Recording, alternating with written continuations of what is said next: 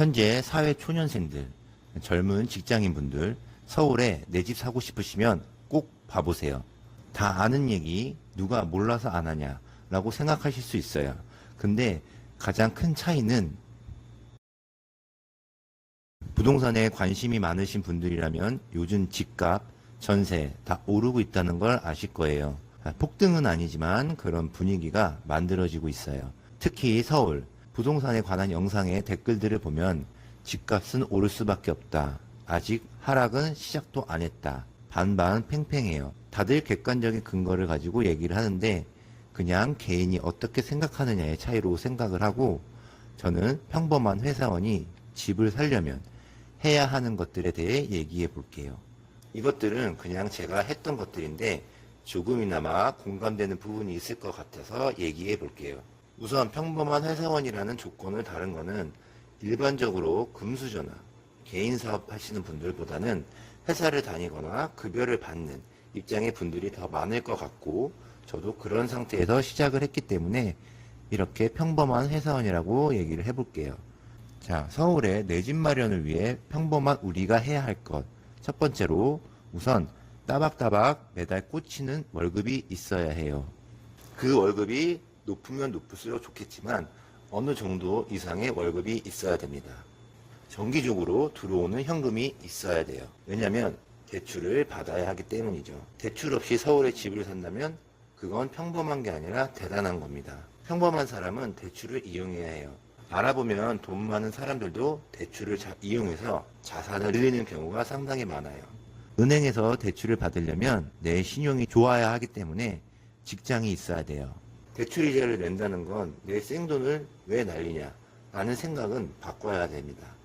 부동산은 대출을 잘 활용해야 돼요. 대신 대출 이자를 내고 남는 돈이 없을 정도로 무리하게 하지는 마세요. 그래서 부동산에 관심을 가지고 계신 젊은 분들, 학생분들, 너무 집값이 비싸니 이미 포기하고 주식이나 다른 재테크를 하시려고 하시는 분들이 많이 있어요.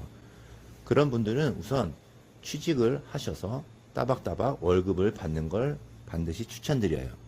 서울에 내 집 마련을 위해 평범한 우리가 해야 할 것 두 번째, 나가는 돈을 최대한 줄여야 돼요. 난 쓸 거 다 쓰고 대출 이자도 내고 적금을 든다. 그것은 평범한 사람이 아니고 대단한 사람이에요. 얼마냐에 따라 얘기가 다르겠지만 쓸 거 다 쓰는 게 얼마 안 되는 사람이 있어요. 바로 이런 사람들이 확률이 높아요.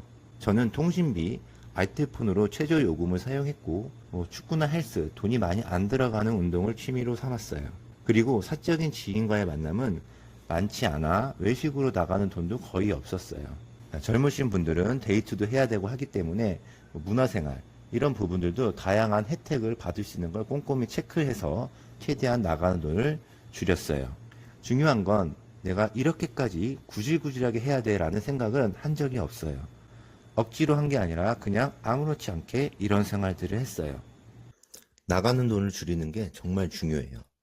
아끼지 말고 많이 벌 생각을 해라. 주위에서나 그런 얘기를 많이 들어봤을 거예요. 얘기는 정말 쉬워요. 돈을 많이 버는 것보다 나가는 돈 줄이는 게 마음만 먹으면 누구나 어느 정도 가능합니다. 해보세요. 서울에 내 집 마련을 위해 해야 할 것 세 번째, 결혼을 해라.